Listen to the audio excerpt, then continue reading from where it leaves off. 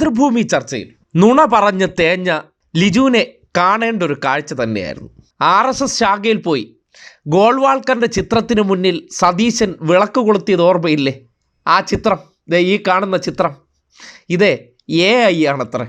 അങ്ങനെ ഒരു നുണ പറഞ്ഞ് സമർത്ഥിക്കാൻ ശ്രമിച്ച ലിജുവിൻ്റെ ബോൾട്ട് ഇളക്കിയ ഒരു ഇടപെടൽ ജെയ്സി തോമസ് നടത്തി. തെളിവ് അഭിലാഷ് മോഹൻ്റെ ഫോണിലേക്ക് അയച്ചു കൊടുത്തു. ലാൽകൃഷ്ണ അദ്വാനിയും കെ കരുണാകരനുമായി ഒരുമിച്ച് കെട്ടിപ്പിടിച്ചിരിക്കുന്ന രാജഗോപാലുമായി ഒരുമിച്ചിരിക്കുന്ന ചിത്രം അതിലുണ്ടെന്നാണ് അദ്ദേഹം പറയുന്നത്.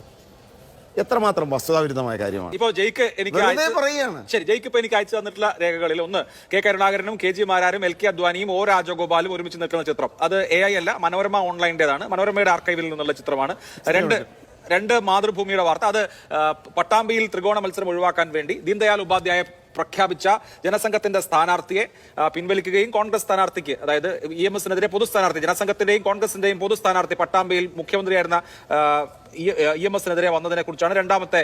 അതായത് മുൻകാലങ്ങളിലെ കോൺഗ്രസ് ജനസംഘം ബന്ധം അല്ലെങ്കിൽ കോൺഗ്രസ് RSS ബന്ധം ചൂണ്ടിക്കാണിക്കാനാണ് ജയ്ക്ക് ഇത് അയച്ചെന്നുള്ളത്. അത് ഞാൻ പറയും. അങ്ങയുടെ ആദ്യത്തെ ചോദ്യം എന്ന് പറയുന്നത് ഇങ്ങനത്തെ ചിത്രമൊന്നും ലഭിക്കാൻ പോകുന്നില്ല, അതൊക്കെ ശിവദാസ മേനോന്റെ തെരഞ്ഞെടുപ്പ് പ്രചരണം ഉദ്ഘാടനം ചെയ്യാൻ ലാൽകൃഷ്ണ അദ്വാനിയും സംഘവും വന്നപ്പോഴുള്ള ചിത്രം മാത്രമേ ഉള്ളൂ എന്നൊക്കെയുള്ളതാണ്.